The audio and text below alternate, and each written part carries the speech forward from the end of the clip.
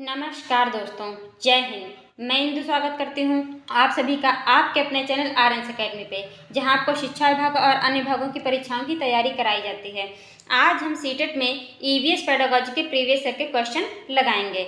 आशा करती हूँ कि आप सभी लोग स्वस्थ होंगे, खुश होंगे और सीटेट की तैयारी बहुत अच्छे से कर रहे होंगे। तो आज हम प्रैक्टिस शुरू करने जा रहे हैं। चैनल को सभी लोग सब्सक्राइब कीजिएगा, वीडियो को लाइक और शेयर कीजिएगा। पिछले जो टॉपिक हमने ईवीएस में पढ़ाए हैं, जो कि बहुत ही इंपॉर्टेंट है, जिससे 2 से 3 क्वेश्चन हर बार हर साल पूछे ही गए हैं, तो आप लोग हमारी प्लेलिस्ट में जाके पढ़ लीजिएगा। आते हैं, शुरू करते हैं आज का प्रैक्टिस सेट। फर्स्ट क्वेश्चन क्या है कि एक शिक्षक खाना किस प्रकार से खराब होता है पर प्रयोग करता है। शिक्षक बच्चों के समूह बनाकर उनको प्रयोग से संबंधित सामग्री देता है। शिक्षक बच्चों के समूह क्यों बनाता है? शिक्षक जो है बच्चों के समूह क्यों बनाता है?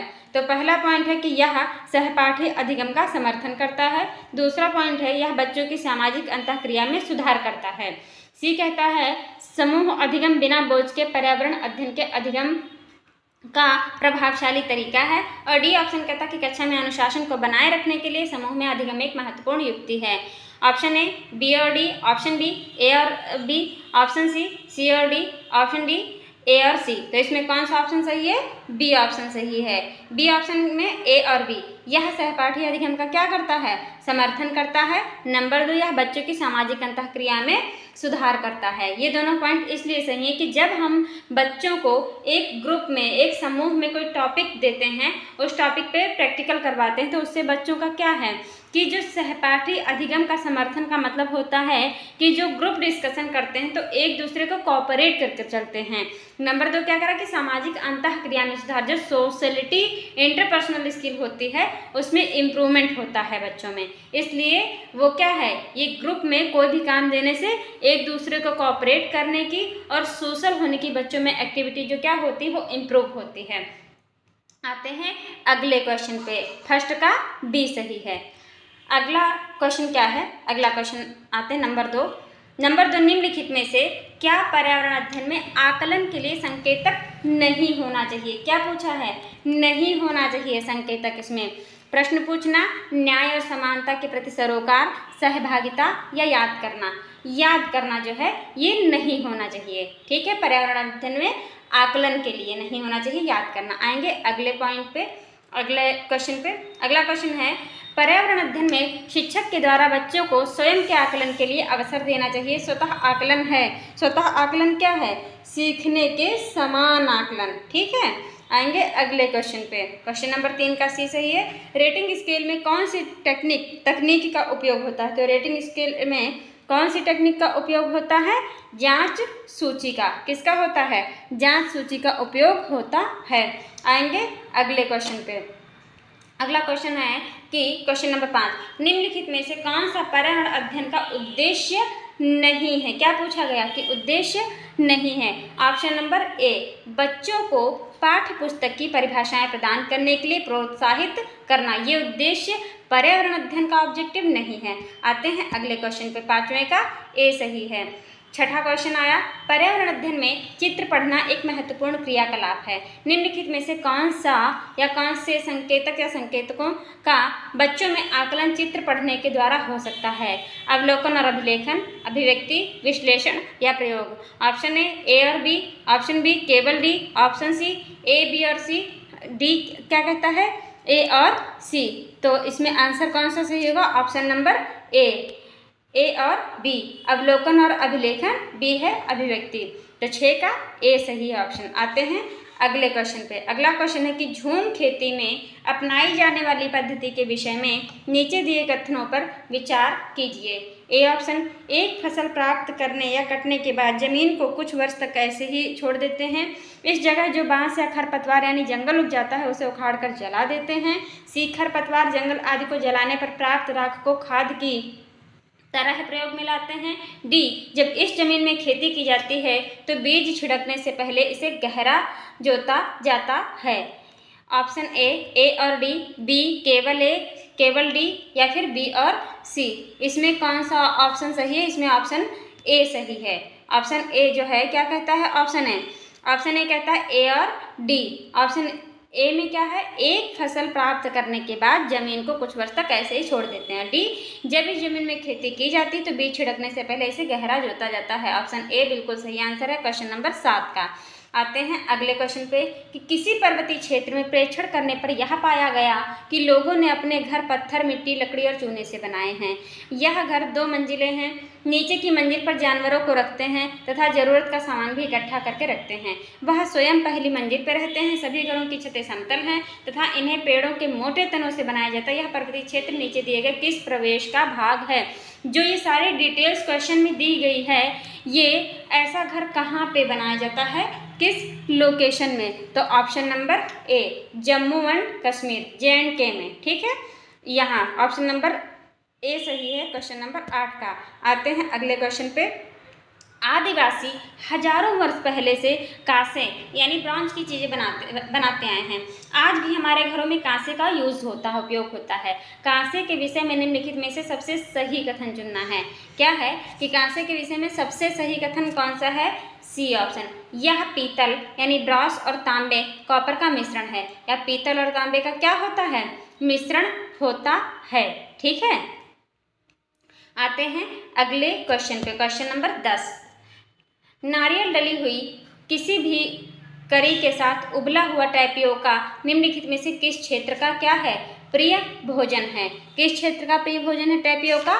केरल का। ऑप्शन नंबर बी सही आंसर है। आते हैं अगले क्वेश्चन पे। आमतौर पर यह माना जाता है कि रात में जागने वाले जानवर हर चीज को जिस रंग में देखते हैं वह रंग कौन सा होता है? काला और सफेद होता है। क्वेश्चन नंबर 11 का ए सही है। आते हैं अगले क्वेश्चन पे कि हमारे देश के मानचित्र में झारखंड कहाँ स्थित है? इस तरह के क्वेश्चन भी देखिए सीटेट में आते हैं ना। तो झारखंड कहाँ पे स्थित है? झारखंड स्थित है उड़ीसा के उत्तर में स्थित है। आते हैं अगले क्वेश्चन पे, क्वेश्चन नंबर 13। निम्नलिखित में से पेट्रोलियम से क्या प्राप्त नहीं होता है? पेट्रोलियम से क्या प्राप्त नहीं होता है? मोम नहीं प्राप्त होती। कोयला, डीजल, ग्रीस प्राप्त होता है, लेकिन सी यानी मोम नहीं प्राप्त होता है। तो 13 का सी सही। आते हैं अगले क्वेश्चन पे, क्वेश्चन नंबर 14। निम्नलिखित में से त्योहारों के उस समूह को चुनिए जिन्हें पूर्णिमा को मनाया जाता है। अब पूर्णिमा को जो त्योहार मनाए जाते हैं वो कौन कौन से हैं? पूर्णिमा को मनाए जाते हैं option number D Holi, Raksha Bandhan, Guru Nanak जयंती। ये तीनों पूर्णिमा को ही मनाए जाते हैं क्योंकि अमावस्या को क्या कहा? दीपावली अमावस्या काली रात होती है हमेशा और पूर्णिमा उजाली रात होती है जब चांद फुल मून में होता है, फुल चमकता है बिल्कुल। तो होली, रक्षाबंधन और गुरु नानक जयंती पूर्णिमा को मनाया जाता है। 14 का डी सही है। आते हैं अगले क्वेश्चन पे। निम्नलिखित राज्यों के समूहों में से किस एक समूह के समुद्र तट अरब सागर पर स्थित हैं? पूछा गया है अरब सागर पर कौन कौन से स्थित हैं। तो option number B Karnataka, Kerala, Gujarat. Karnataka, Kerala, Gujarat. Option number B 15 का बिल्कुल सही आंसर है। आते हैं अगले पॉइंट पे। नीचे दिए गए शहरों में से किस एक में रेत के पहाड़ जिन्हें रेत के टीले कहा जाता है कहाँ पाए जाते हैं? रेत के टीले कहाँ पाए जाते हैं? तो रेत के टीले पाए जाते हैं आबू धाबी में। आबू धाबी में रेत के टीले पाए जाते हैं। आते हैं अगले क्वेश्चन पे। 16 का सी सही है। 17 क्वेश्चन। अब हम सभी पुराने कुओं को देखते हैं जो अब सूख गए हैं। हमारे बड़े यह कहते हैं कि अब से लगभग 25 से 30 वर्ष पहले इन कुओं में काफ़ी पानी था परंतु अभी पूरी तरह सूख गए हैं। निम्नलिखित में से कुओं के सूखने के संभावित सही कारणों को चुनिए। ऑप्शन ए क्या कहता है कि जिन झीलों यानी तालाबों में वर्षा का पानी इकट्ठा होता था अब वह नहीं है। ठीक है, वर्षा का पानी इकट्ठा होता था अब वह नहीं है। बी पेड़ों, कुओं और आसपास के क्षेत्रों की जमीन अब कोलतार यानी सीमेंट से तक गई है। कुओं का कोई उपयोग नहीं करता क्योंकि हर घर में टोटियां लग गई हैं। भूमिगत पानी को खींचने के लिए कोई विद्युत मोटर चालित पंप लग गए हैं। कई सारे विद्युत मोटर पंप जो हैं वो लग गए हैं। तो इसमें ऑप्शन कौन सा सही होगा? क्वेश्चन नंबर 17 में ऑप्शन नंबर ए सही है। ए, बी और डी। ठीक है, आते हैं अगले क्वेश्चन पे। 18 पर्यावरण अध्ययन में संकल्पनाओं और मुद्दों को विज्ञान और सामाजिक विज्ञान विषय के रूप में नहीं रखा गया है। अब ऐसा कौन सा इसमें ऑप्शन है जिसको इसमें विज्ञान और सामाजिक विज्ञान के विषय के रूप में नहीं रखा गया है? तो ऑप्शन नंबर सी इस आयु वर्ग के बच्चे अपने परिवेश को समग्र रूप में देखते हैं। ये चीज़ नहीं देखी गई है। ठीक है, नहीं रखा गया मतलब। आते हैं अगले क्वेश्चन पे। अगला क्वेश्चन है निम्नलिखित में से कक्षा 1 और 2 के लिए पर्यावरण अध्ययन विषय के संदर्भ में सत्य क्या है? क्या पूछा गया है यहाँ पे? सत्य पूछा गया है। ठीक है, तो ऑप्शन नंबर सी इसमें है। कौन सा सही है? Option number C. पर्यावरण अध्ययन से संबंधित मुद्दों और संबंधों का संपादन भाषा और गणित के माध्यम से होता है। ये कक्षा 1 और कक्षा 2 के लिए पर्यावरण अध्ययन विषय के संदर्भ में सत्य है ऑप्शन। ठीक है, सत्य है पॉइंट। 19 का सी सही। आते हैं क्वेश्चन नंबर 20 पे। क्वेश्चन नंबर 20 क्या कहता है कि पर्यावरण अध्ययन के पाठ्यक्रम उप विषयों के स्थान पर थीम को प्रस्तुत किया गया है। यहाँ पे प्रस्तुत होगा। ठीक है, प्रशिक्षता नहीं है। ठीक है, प्रस्तुत किया गया है। क्यों? तो क्यों प्रस्तुत किया गया है? बच्चों के स्थानीय परिवेश के मुद्दों से जुड़े हुए और अंतः संबंधित समझ के विकास के लिए जो है थीम को प्रस्तुत किया गया है। ऑप्शन नंबर डी सही है 20 का। आते हैं अगले क्वेश्चन पे। निम्नलिखित में से कौन सा वर्तमान पर्यावरण अध्ययन पाठ्यक्रम के 6 मुख्य थीमों में से एक नहीं है? इस तरह के क्वेश्चन देखिए पूछे जाते हैं हमेशा। कौन इसमें नहीं है? तो आपने ये जो पर्यावरण अध्ययन की थीम है पढ़ी होंगी, तो कौन सा ऑप्शन नहीं है? काम और खेल नहीं है, भोजन है, आवास है, हम चीज़ें कैसे बनाते, ये सभी हैं। आते हैं अगले पॉइंट पे। 21 का ए सही है। 22 नंबर पे। निम्नलिखित में से कौन सा एक पर्यावरण अध्ययन के संबंध में सत्य नहीं है? क्या पूछा गया? सत्य नहीं है। तो इसमें कौन सा सत्य नहीं होगा? क्वेश्चन नंबर 22 में पर्यावरण अध्ययन वर्णनों और परिभाषाओं पर बल देता है, ये सत्य नहीं है। आते हैं अगले क्वेश्चन पे। Question number 23। निम्नलिखित में से क्या एक पर्यावरण अध्ययन में ज्ञान की रचना में बहुत ही महत्वपूर्ण है? तो ज्ञान की रचना में ऑप्शन ए बच्चों की सक्रिय भागीदारी, बच्चों के ज्ञान को शिक्षकों के ज्ञान से जोड़ना, पर्यावरण अध्ययन को कक्षा की चारदीवारी से बाहर खींचना, बच्चों के स्थानीय ज्ञान को विद्यालय के ज्ञान से संबंधित रखना। ऑप्शन है ए और डी, ए सी डी, केवल 2 और या फिर केवल ए। ऑप्शन नंबर कौन सा इसमें सही है? तो ऑप्शन नंबर बी सही आंसर है। ए, सी और डी, बच्चों की सक्रिय भागीदारी, बच्चों के ज्ञान को शिक्षकों के ज्ञान से जोड़ना, ये नहीं होगा, इसमें सी और डी होगा। तो ऑप्शन नंबर बी बिल्कुल सही आंसर क्वेश्चन नंबर 23 का। आते हैं अगले क्वेश्चन पे। Question number 24। पर्यावरण अध्ययन में बच्चों को जोड़ने की सबसे प्रभावशाली युक्ति कौन सी है? सबसे प्रभावशाली जो युक्ति है वो है कक्षा निर्देशन। ठीक है, कक्षा निर्देशन। आते हैं अगले क्वेश्चन पे। Question number 25। एक शिक्षक हमेशा क्रियाकलापों को कराने के बाद प्रश्नों और चर्चाओं का संचालन करता है। पहले वो एक्टिविटी करा देता है, फिर क्वेश्चन करता है और उस पर व्याख्या करता है। क्रियाकलापों, प्रश्नों और चर्चाओं के संचालन का उद्देश्य क्या है? उस शिक्षक का क्या ऑब्जेक्टिव है? तो ऑप्शन ए बच्चों की प्रक्रिया कौशलों का आकलन, बच्चों को खोजने का अवसर देना, बच्चों को अपनी अभिव्यक्ति का अवसर देना, बच्चों में उनके सीखने की गति के आधार को विभेद करना। तो इसमें कौन सा ऑप्शन सही है? ऑप्शन नंबर ए, बी और सी। बच्चों की प्रक्रिया कौशलों का आकलन, बच्चों को खोजने का अवसर देना और बच्चों को अपनी अभिव्यक्ति का अवसर देना। Option number A question number 25 का सही आंसर है। आते हैं अगले क्वेश्चन पे।